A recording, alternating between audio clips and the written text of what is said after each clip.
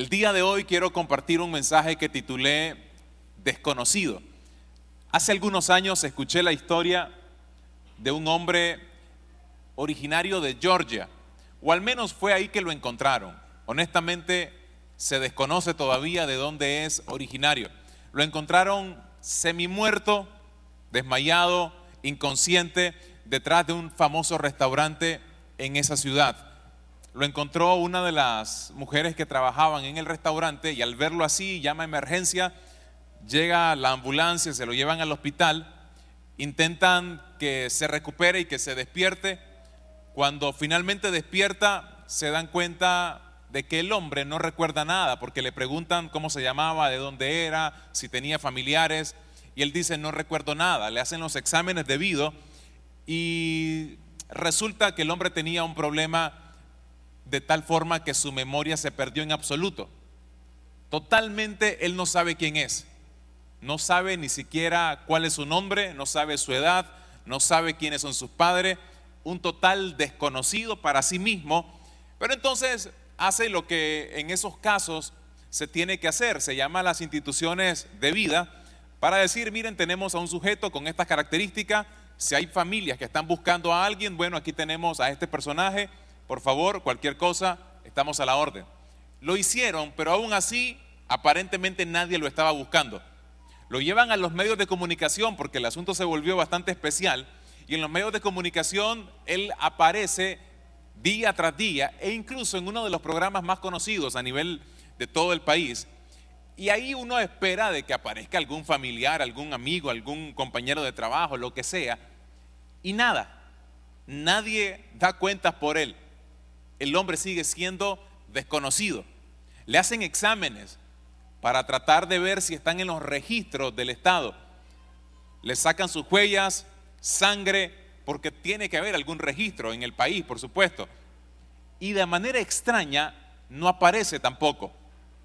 Entonces, de un momento para otro, aparentemente por causa de algún tipo de accidente, de golpe recibido, que lo llevó a estar semi muerto, inconsciente, detrás de un restaurante, el hombre deja de tener pasado, presente y solo aparentemente tiene futuro, porque no tiene amigos, no tiene familia, aparentemente, ¿verdad? No tiene nada, es totalmente desconocido. Cuando yo escuché la historia, número uno, es triste. Incluso ustedes pueden entrar a YouTube, no lo hagan ahorita, ¿verdad? Pueden entrar a YouTube y buscan, si no mal estoy, es Benjamin Kyle. Ese es el nombre que él se inventó, porque no es que se llame así. Lo que pasa es que en el hospital le decían BK, que eran las iniciales del restaurante donde lo encontraron. Entonces, como no sabían cómo llamarle, pues lo llamaron como el restaurante. Y entonces él dice: ok, voy a tomar las iniciales y me voy a llamar Benjamin Kyle. Y ustedes pueden buscar en YouTube la historia de Benjamin Kyle, y el documental comienza de esta forma: hola, mi nombre es Benjamin Kyle. No se preocupe si usted no sabe quién soy yo. Yo tampoco sé quién soy. Y así comienza la historia, por supuesto. Me llamó la atención porque creo que se parece mucho, en muchos sentidos, a algunos aspectos de nosotros, en términos muy prácticos. Creo que nosotros a veces nos construimos una vida de tal forma que llega un momento cuando somos extraños a nosotros mismos. Le voy a explicar de forma más práctica. Hace algunos años, varios años, de hecho, yo tenía 14, era un adolescente. Esta es una historia que, miren, hoy me da risa, pero en su momento me daba muchísima vergüenza. Pero se la voy a contar aquí en confianza, ¿verdad? Aunque se ría de mí. A los 14 años, creo que todo adolescente que está entrando a la juventud tiene muchos complejos, muchas inseguridades, muchos asuntos por resolver internamente. Yo tenía muchos de eso. Yo no estaba muy conforme con mi físico, por supuesto. Me sentía bastante feíto. Y dirá alguien: no es que se sienta, pastor. De ese seguro. El punto es que me frustraba cuando mis compañeros de clase, del colegio, comenzaban a tener novias o relaciones de esas que los chavalitos comienzan a tener, no, esas relaciones locas que se le dicen popularmente. Entonces, cada 14 de febrero en mi adolescencia era un dolor de cabeza, porque tenía que aguantarme, número uno, las burlas de ellos, y número dos, tenía que aguantarme también ese sentir tan horrible de estar solo. Entonces mis palabras eran nada y nadie, no tenía a nadie con quien celebrar nada. Ese 14 de febrero de 1999 puntualmente. Pero yo ese día decidí que ese día de los enamorados o día de la amistad tenía que ser diferente para mí. No podía seguir con la misma cosa. Entonces dije yo, como no tengo novia, pues me voy a inventar una. Y me la inventé.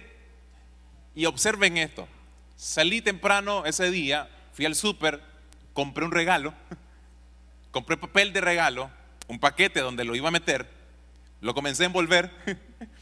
Mi mamá, que ni se acuerda, yo creo, hasta hace poco que se lo comenté, me estaba viendo como a las 4 o 5 de la tarde que yo envolví un regalo y ella me preguntaba, ¿y para dónde va? Voy donde mi novia. Ah, qué lindo, mi hijo, tiene novia, dice. Yo digo, ni si supiera. Entonces estoy envolviendo el regalo. Termino de envolver el regalo, me baño, agarro mi mejor camisa, intento plancharla, agarro mi mejor pantalón, lustro muy bien mi zapato, me embadurno de perfume todo el cuerpo y a eso de las 6 y pico de la tarde decido salir.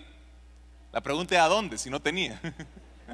Pero yo con regalo en mano, bien perfumado, bien listo, bien elegante, decido ir y mientras voy caminando, estoy pensando, ¿qué hago? Porque tengo que matar el tiempo. No puedo dar la vuelta a la manzana y después decir, ¡ay, tan rápida fue la cita! No. Mientras iba caminando pensé, voy a ir donde una compañera del colegio que me gusta y de paso aprovecho, digo. Pero no pude, la verdad me ganó la cobardía y seguí con el plan original, que era la gran farsa. Entonces mientras iba caminando dije, ¿qué hago? ¿Qué hago? ¿Qué hago? Y me acordé que a las 3, 4 cuadras de donde yo vivía alquilaban Nintendo. Yo creo que no había ningún chavalo más elegante jugando Nintendo esa noche. Y me metí a jugar, pasé 2 horas jugando a Nintendo para matar tiempo. Llegué a la casa y mi mamá, ¿cómo estuvo, hijo? Y me puse a pensar, hace poco que recordé la historia. Es interesante cómo uno construye a veces una imagen que a veces, insisto, la hacemos tan real delante de las personas que llega un punto que tal vez incluso nosotros mismos no la llegamos a creer, esa farsa. Y construimos una vida con el propósito de impresionar a otros. Y en el fondo estamos viviendo como extraños para nosotros mismos. Simplemente porque, número uno, si sabemos quiénes somos, no estamos conformes.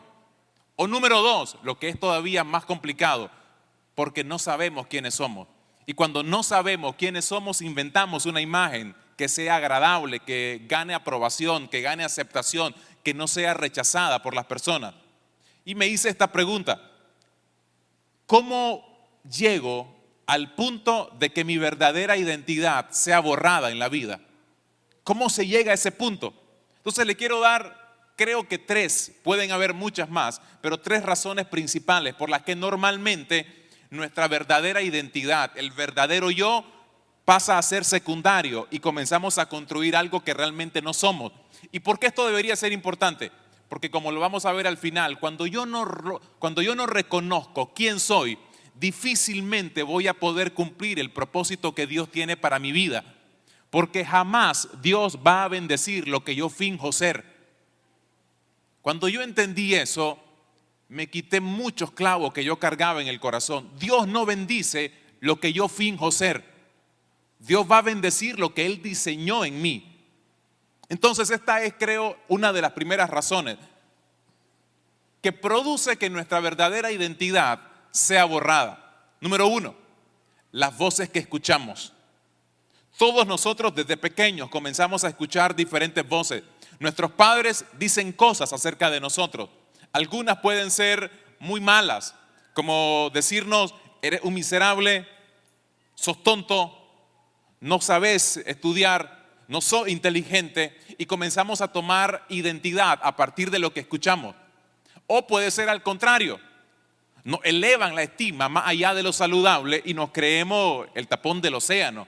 Nos llegamos a creer la última Coca-Cola, nos llegamos a creer muy súper especiales encima de todos los demás y también asumimos una identidad que no es correcta, que no es la nuestra.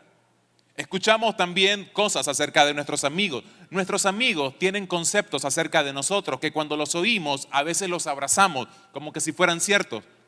También nuestros compañeros de trabajo o compañeros de la universidad. Incluso las personas a las que les caemos mal tienen conceptos acerca de nosotros que curiosamente, aunque sabemos que les caemos mal, le damos valor a la definición que ellos dan acerca de nosotros. Es interesante cómo puede ser que aún sabiendo que le caigo mal a alguien, le doy demasiado valor al concepto que tengan acerca de mí. Pero también incluso la voz que de mi interior fluye. Yo mismo a veces me doy un concepto y entonces en base a mis experiencias me voy definiendo. Entonces si yo he fracasado en la vida, me considero un fracasado. Si yo he tenido éxito en la vida, me considero un hombre exitoso, etcétera.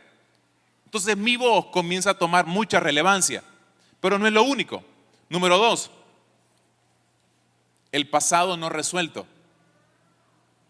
Todos en la vida hemos atravesado por momentos difíciles, dolorosos, heridas. Y el pasado no resuelto desencadena una serie de cosas en nosotros. Por ejemplo, observa en pantalla, pudiera desencadenar resentimiento, pudiera desencadenar amargura, enojo, culpa o vergüenza. Cuando yo no he resuelto algunas cosas en mi vida, en el pasado, probablemente puedo convivir con alguno de estos sentimientos en mi vida. Y cuando yo convivo con estas cosas, lamentablemente no se me permite poder vivir conforme a la identidad saludable que Dios quiere. Una persona resentida, amargada, enojada, que vive con la culpabilidad de pecados del pasado, de fracasos del pasado o por vergüenzas de cosas que cometió, nuevamente jamás va a descubrir la identidad que Dios depositó en su vida. Y número 3, otra de las cosas que borra lo que realmente somos son los medios o las redes, si lo queremos decir de forma más puntual. Los medios y las redes sociales en gran medida determinan la cultura de la sociedad, determinan en gran medida los deseos de las personas. Por lo tanto, cuando usted navega por redes como Facebook, Instagram, normalmente estas redes, aunque no lo dicen de forma directa, te están insinuando, ¿sabes qué? Te deberías de vestir como Julanita, te deberías de vestir como Sutanito, tu pelo lo deberías de tener como lo tiene aquella actriz, como lo tiene aquella cantante. Pero no solamente en términos sociales, sino incluso en términos ministeriales. Los medios de comunicación a veces, sin ser la intención de la persona que está en las redes, pero al nosotros no interpretar bien las cosas, llegamos a decir, yo quisiera predicar como Julanito, yo quisiera poder hablar como ella, que es tan apasionada, que es tan ardiente en la palabra, yo quisiera orar como Sutanito, yo quisiera verme así, yo quisiera cantar como tal artista cristiano. Y nos damos cuenta que inconscientemente las redes o los medios nos comienzan a vender una vida y a veces pagamos el precio de querer vivir una vida que no es la nuestra. Simplemente nos enamoramos de lo que vimos a través de una pantalla, de un celular o de una computadora. Y nos comenzó a gustar. Y comenzamos a vivir algo que nosotros no somos. Y escucha esta frase: jamás se podrá disfrutar una vida que se construye para impresionar a otros. Jamás va a disfrutar una vida que se construye para impresionar a otros. Hace un par de años miré la segunda parte de la película de las Crónicas de Narnia. Las Crónicas de Narnia fue escrito por C.S. Lewis, un extraordinario escritor cristiano de paso. Ya falleció, pero nos dejó esta historia de las Crónicas de Narnia, que está en más de 5 o 6 libros, si no mal recuerdo. Pero en la segunda película que pusieron, de las 3 que llevaron al cine, que si no mal estoy se llamaba La Travesía del, déjeme si lo noté, La travesía del viajero del alba. Si usted no la ha visto, véala, es bastante interesante. Las Crónicas de Narnia tiene un mensaje profundamente espiritual, muy bíblico. Una de las protagonistas de la historia, una niña que se llama Lucy, está soñando. Y este fue el episodio que me puso a pensar. Mientras ella estaba soñando, en el sueño ella le está hablando a un libro, si no mal estoy, a un libro mágico. Y en el libro mágico ella le llega a decir esto: libro, transforma mi reflejo en algo perfecto, pestaña, labios y cuerpo. Hazme, y escucha esta frase que ella soltó, hazme aquella que a mi parecer es más bella que mi ser. Ella no estaba conforme con quien era. Ella admiraba mucho a su hermana mayor, que la consideraba muy bonita. Ella no se consideraba como tal. Por lo tanto, en su sueño ella decía: hazme aquella que a mi parecer es más bella que mi ser. Pasó los minutos en el episodio y aparece ese león que ustedes miran ahí en pantalla, que es Aslan. Aslan es el personaje principal de la historia. Representa a Cristo en la historia. Y Aslan llega para decirle con amor que Lucy acaba de cometer un error al haber aspirado a ser como alguien más. Y le dice esto: deseaste dejar de existir. Observe eso. En el momento que quisiste ser alguien más, deseaste dejar de existir. Dudas de tu valor. No dudes más de quién eres. No dudes más de quién eres. El peligro de querer vernos como alguien más es que dejamos de ser lo que Cristo depositó en nosotros. ¿Sabe por qué pensamos que la vida de otras personas es mejor que la nuestra? Porque solamente vemos lo que ellos nos muestran. No vemos siempre lo que la gente de verdad es en la vida real. ¿Saben por qué pensamos que las imágenes que vemos a través de las redes son especiales para nosotros? Porque nadie se toma imágenes cuando está llorando. Nadie se toma fotos cuando está con un doctor y está recibiendo una mala noticia. Todos nos tomamos fotos en nuestros mejores momentos. Todos nos tomamos fotos cuando estamos sonriendo y tratamos de tener las mejores poses, los mejores escenarios. No nos tomamos fotos cuando estamos llorando. Claro está, ¿quién anda buscando tratar de compartir tu dolor, tus lágrimas?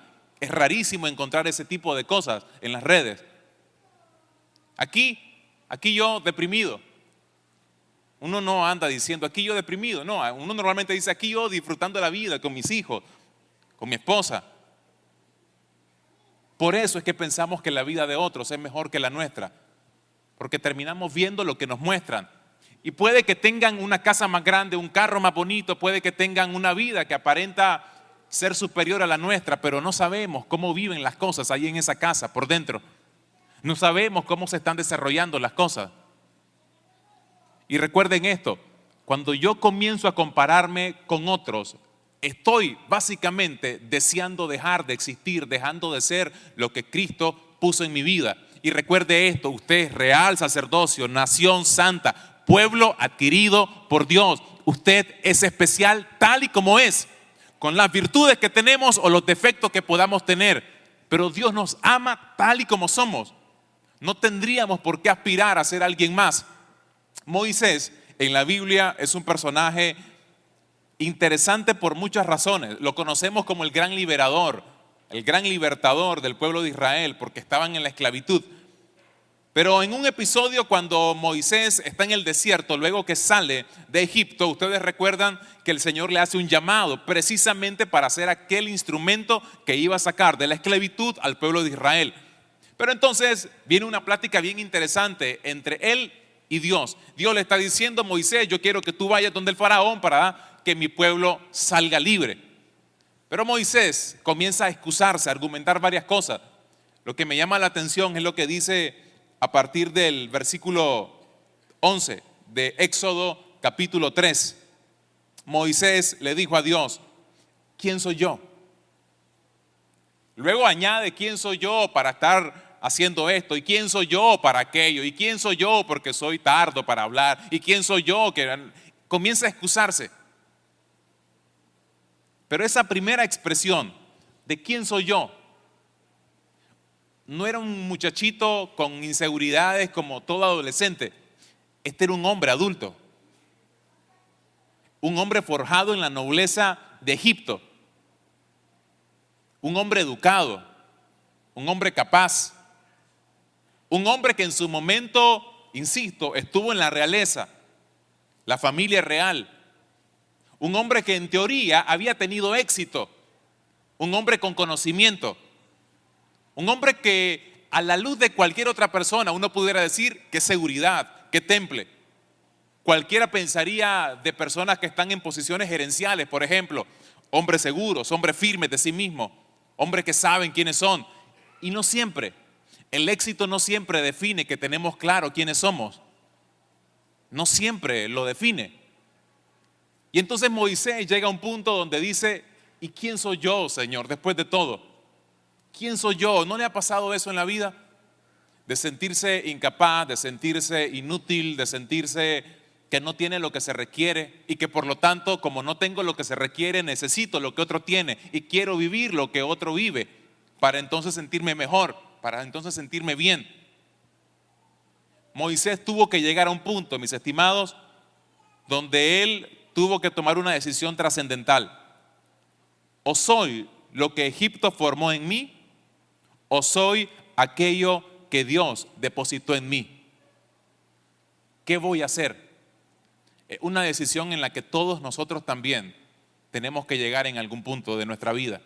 O usted es lo que se construyó por causa de la presión social, por causa de los deseos naturales del ser humano, o usted es aquello que Dios quiere que sea.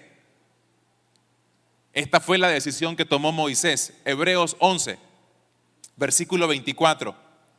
Por la fe, Moisés, ya adulto, renunció a ser llamado hijo de la hija del faraón.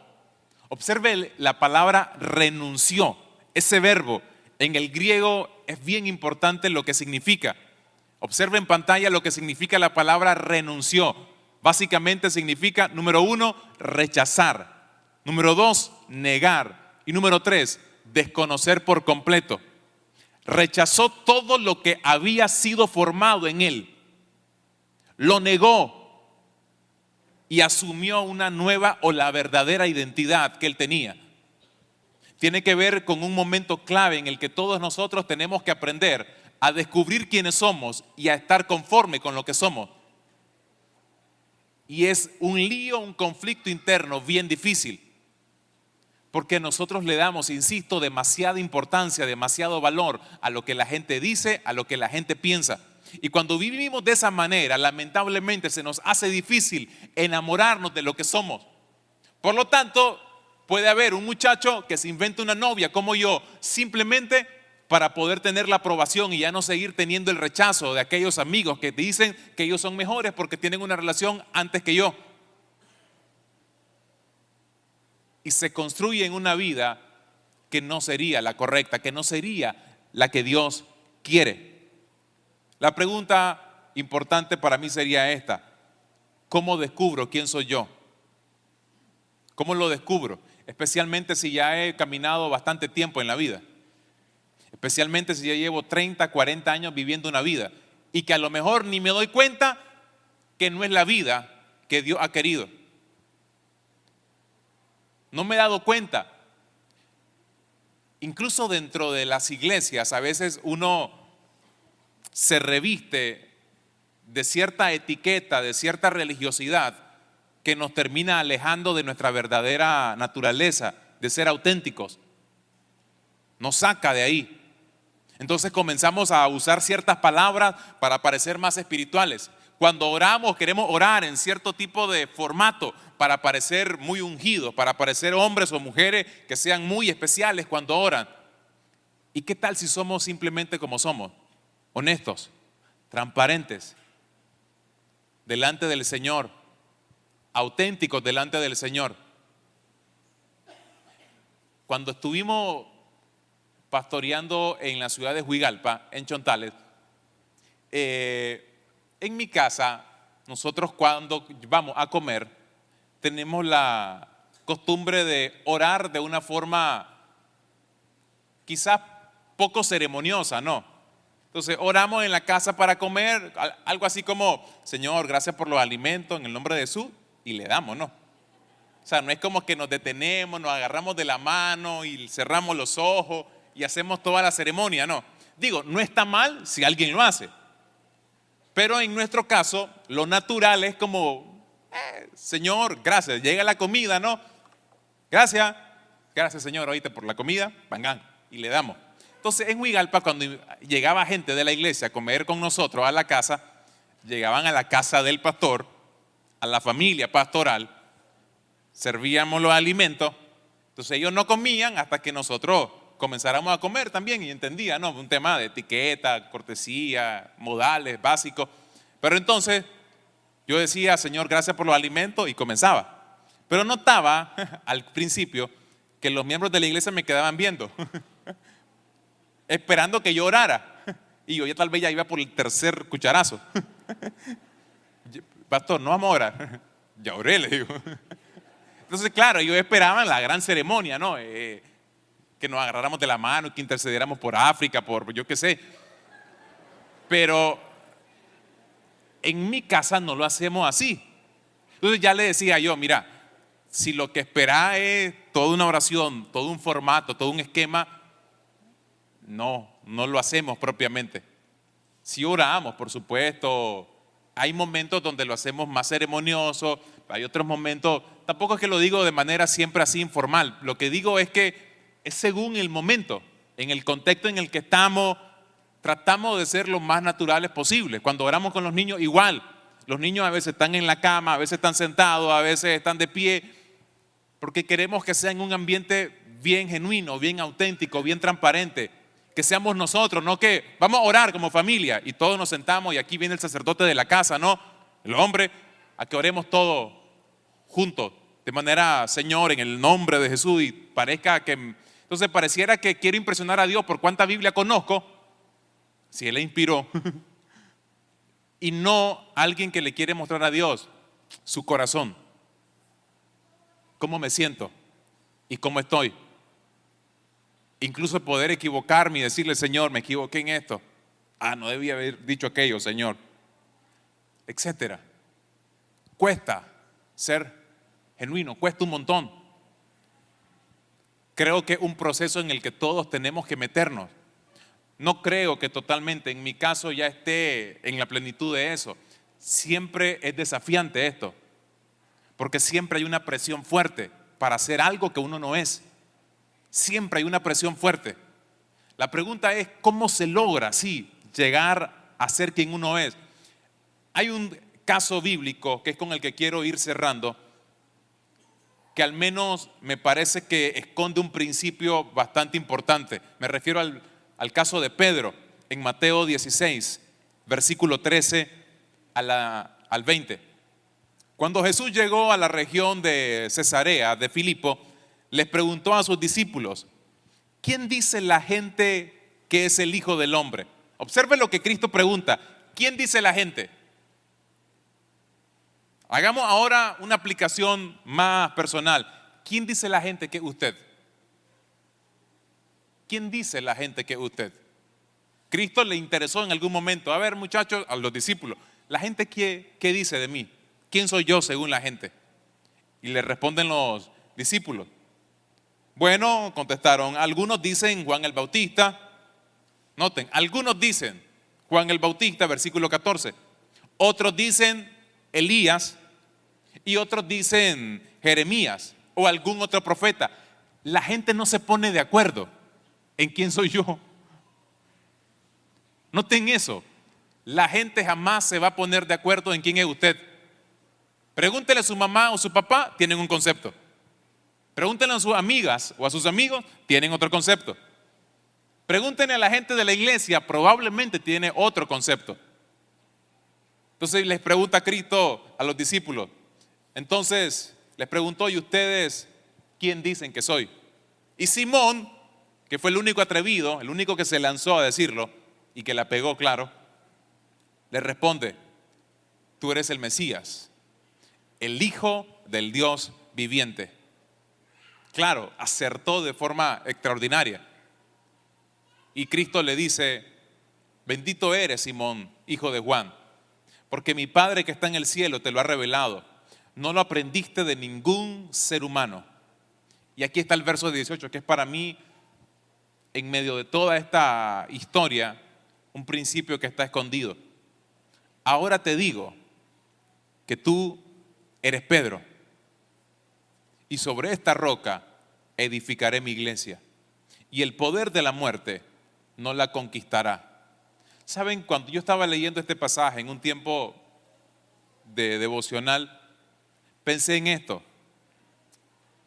Pedro primero reconoció quién era Cristo para él, y luego entendió y descubrió quién era él para Cristo. Cuando Cristo le dice: tú eres Pedro, y sobre esta roca, y luego le dice lo que ya conocemos: sobre esta roca edificaré mi iglesia, que era básicamente sobre esta revelación que acabas de dar, voy a edificar la iglesia. Es decir, que Cristo es el Mesías, el Hijo del Dios viviente, la gran revelación de Pedro. Sobre eso la iglesia se construye.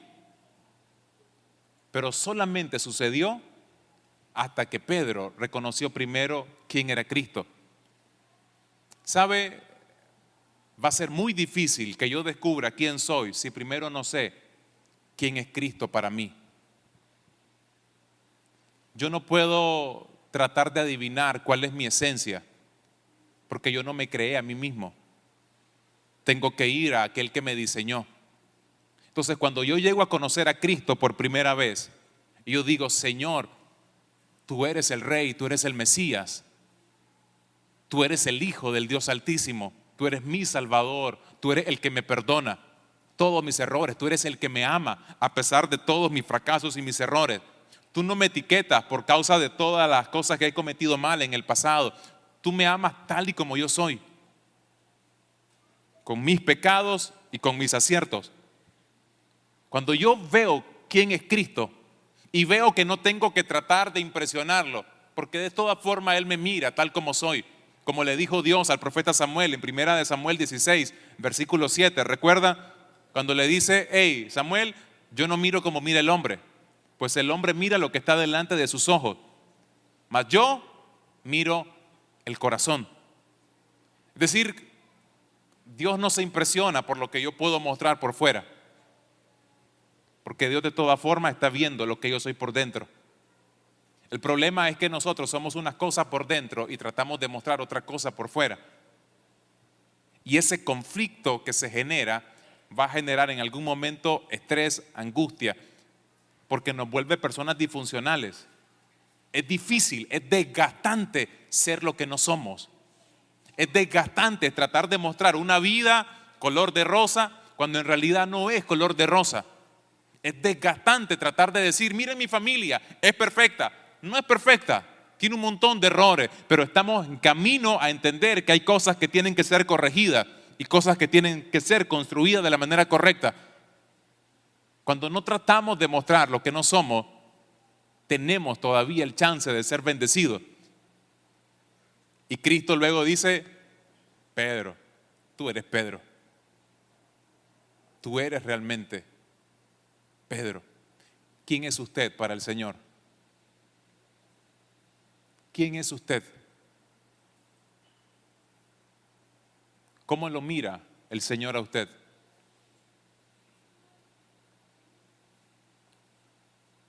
Cuando Cristo está a punto de bautizarse, desciende una paloma, el Espíritu Santo en forma de paloma, y dice las Escrituras que se escucha una voz del cielo que dice: este es mi Hijo amado, en quien tengo complacencia. Es mi Hijo, en quien tengo complacencia. Entonces recuerdo que mi identidad radica a partir de entender que tengo un Padre a quien no necesito impresionar, que con el simple hecho de verme como su hijo ya le causo placer. ¿Sabe por qué nos frustramos mucho nosotros los cristianos en nuestro caminar de fe? Cuando fallamos tanto y sentimos que como hemos fallado tanto ya no tenemos acceso al trono de su gracia.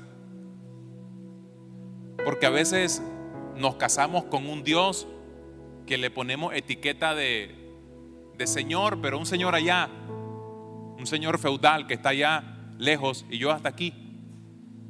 Pero cuando lo veo, además de Señor, porque sí es Señor, por supuesto, yo soy un siervo de Él, pero además de verlo como un Señor, verlo como un Padre, como Padre me da acceso. Mis hijos hacen cosas que no deberían. A veces no obedecen en el momento.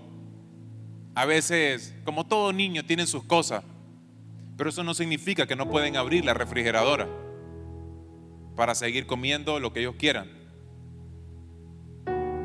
Porque a pesar de sus errores, ellos siguen teniendo acceso a todo lo que hay en la casa. ¿Por qué?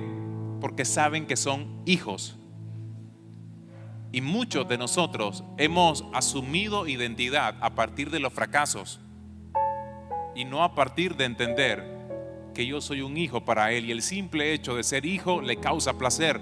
No significa que no debe de importar, por lo tanto, qué es lo que hago. Claro que sí, hay que corregir las cosas que se tienen que corregir, pero yo no gano el corazón del Padre por portarme bien. Él no me deja de amar, o no me ama más por portarme bien, ni me deja de amar por portarme mal. Él me sigue amando con la misma fuerza, con la misma magnitud. Ya me ama con todo lo que es. Dios no te puede amar más. Ya te ama con todo lo que Él es. Porque Dios no tiene amor, Él es amor. Y muchas veces aparentamos cosas para tratar de conseguir algo a cambio. No trate delante del Señor de ser algo que no es. Siga siendo quien es. Muéstrese tan vulnerable como es, como somos cada uno de nosotros. Y no vivamos como desconocidos, como el personaje que le conté al inicio del mensaje, que de repente Dios nos puede ver y dirá, ¿y quién sos? Yo no te hice así. Te construiste algo que no era parte del plan. ¿Quién eres? ¿Quién eres?